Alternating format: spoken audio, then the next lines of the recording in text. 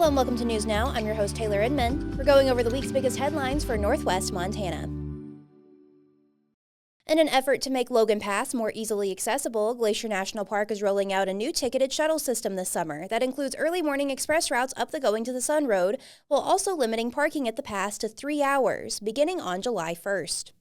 The changes come as Glacier National Park ends the vehicle reservation system that has been in place for certain areas of the park since 2021. Glacier National Park Superintendent Dave Romer recently said the vehicle reservation system didn't work as intended, with the parking lot on Logan Pass regularly reaching capacity by 7 a.m. before a reservation was needed to drive the Going to the Sun Road. In a press release, he said the new express shuttles and parking limits should improve access to the park's most popular areas. He said the new initiative reflects continued learning and listening as officials refine park transportation and access to better serve the public and safeguard the integrity of the park's resources. The park shuttle system will provide express service to Logan Pass for visitors planning extended alpine hikes and activities. The shuttles will not stop at Avalanche or board passengers without shuttle tickets. A portion of the tickets will be available 60 days in advance beginning May 2nd at 8 a.m. on a rolling basis. The remaining tickets will be released at 7 p.m. for next day entry beginning on June 30th. Tickets are available on a first-come, first-served basis through recreation.gov or by calling 877-444-6777.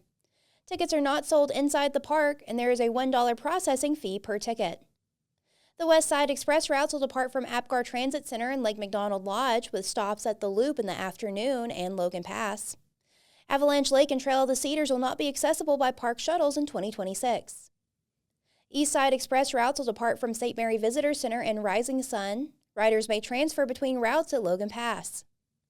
Glacier officials say the 3-hour parking limit at Logan Pass is enough time for people to hike the roughly 3-mile round-trip Hidden Lake Overlook Trail or visit the Visitor Center.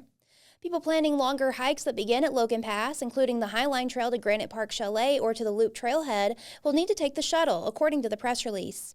Overnight parking on Logan Pass will not be allowed except for permitted backcountry users and registered guests of Granite Park Chalet. With the end of the vehicle reservations, the park warns that access points at Mini Glacier, Two Medicine, and the North Fork may be temporarily closed once capacity is reached in those areas. People with lodging, camping, boat tour, horseback ride, guided hike, or backcountry reservations will be allowed to enter during temporary restrictions, but may experience delays. In other Glacier news, several construction projects will break ground in the park this year, resulting in partial closures in many areas. Officials plan to close access to Two Medicine at the park boundary during the spring and fall of this year to accommodate a trio of construction projects, repairing the area's utilities, water distribution system, and roads. Work began in fall of 2025 when workers replaced a deep culvert in Two Medicine Road. The project was then put on ice during the winter months, and the road was open to skiers and snowshoers. Officials plan to close the road again when construction resumes in the spring and fall, rendering the Two Medicine developed area inaccessible. The road and developed area will reopen for the summer months, with the exception of the campground, which will remain closed throughout the year. The road rehabilitation project is expected to conclude in late 2027, but may continue into 2028. St. Mary is also slated to receive an updated utility and water distribution system, with work beginning this spring. Visitors can expect partial closures in the campground during the fall of 2026 and spring of 2027, but the visitor center is expected to maintain its typical seasonal schedule. A project to repair the Pole Bridge Ranger Station's water supply and distribution system will begin in August of 2026. The project includes a full closure in October 2026 of the inside North Fork Road to all traffic traveling from the Ranger Station toward Logging Creek. Access to Bowman Lake and Kentla Lake will not be affected. Some construction may continue in the area through spring of 2027, though officials said visitors can expect few impacts from continued activities. Culvert work is also planned for fall of 2026 on the North Lake McDonald Road. Officials plan to replace utility systems at Lake McDonald Lodge, Mini Glacier Hotel, and Granite Park Chalet in the coming years. In 2025, Swift Current was closed so workers could install a new water system and rehabilitate the roadway. More than 170 parking spaces were added to address traffic concerns. Construction is not anticipated in the area this year. Flathead County is expected to see continued slow but sustained growth as in-migration drives construction, job growth slows, and wage growth and employment rise. This was the prediction by economists with the University of Montana's Bureau of Business and Economic Research during the 2026 Economic Outlook Seminar held on February 10th at the Hilton Garden Inn in Kalispell.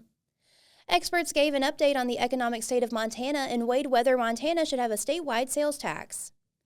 Population growth in Montana dropped to the lowest in 12 years, with about 0.6 annual growth in 2024 and 2025 after experiencing record highs during the pandemic. Despite the slowed growth, in-migration continues to drive construction in the Flathead Valley.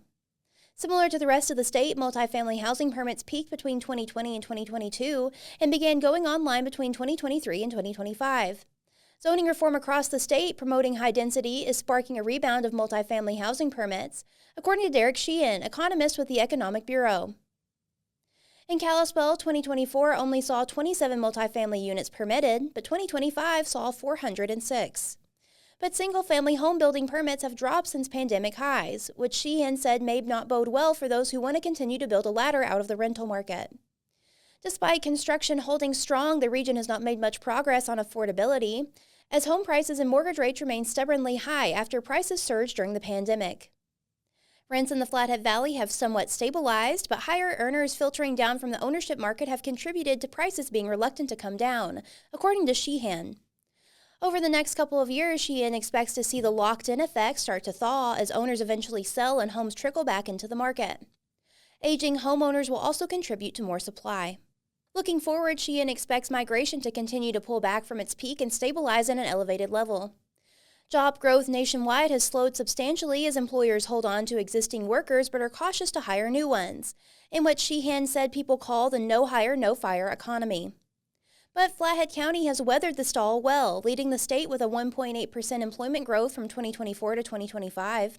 The county has seen a steady increase in employment over the last decade, with an increase in jobs from just over 52,000 to over 53,000 between 2025 and 2026.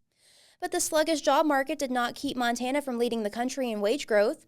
Flathead County's average paycheck increased 3% between 2024 and 2025.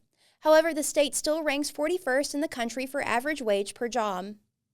To read more of this story, including the discussion about the statewide sales tax, go to dailyinterlake.com. A Cascade County District Judge jury this month awarded a Columbia Falls man more than $2.3 million in a personal injury lawsuit against the railroad conglomerate BNSF.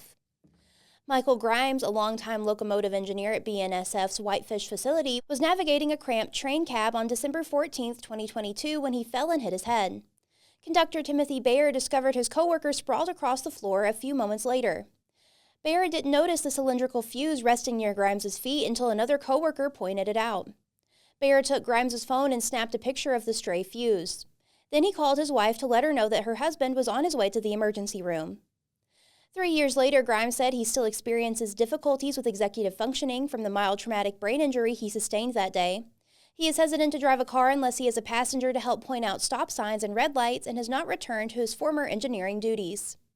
Grimes filed suit against BNSF for the accident in January 2024, claiming the railroad violated federal safety requirements by allowing a slipping hazard in a common walkway.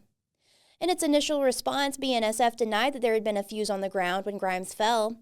An internal inspection report filed after the incident stated the locomotive cab was clean and that the floor was free of debris, but the photo Barrett had taken on Grimes's phone suggested otherwise. Bill Jungbauer, the attorney that represented Grimes in the case, said he still wonders what would have happened if those photos had not been taken. The jury never saw the photo or the internal inspection report. BNSF admitted liability for the accident before the case went to trial and subsequently filed a motion to remove both documents as evidence. On February 4th, the jury awarded Grimes $950,000 for past and future lost earning capacity and $1.4 million for past and future pain, suffering, and emotional distress. Grimes delivered his resignation to BNSF the same day. Thanks for joining us. News Now is a podcast from the Daily Interlake. We're proud to be the largest independent newsroom in Montana and the longest continuously published newspaper in the region. Today's stories are written by Daily Interlake Regional Editor Matt Baldwin and Daily Interlake reporters Jack Underhill and Haley Smalley. You can read their full stories at dailyinterlake.com. And if you haven't already, subscribe to our YouTube channel to never miss an episode of the pod. Everybody stay safe and have a great week. Thanks to our sponsor, Lawrence Auto Repair at 1309 U.S. Highway 2 in Kalispell. Most consistently rated 5-star shop serving the Kalispell area. Visit lawrenceauto.com.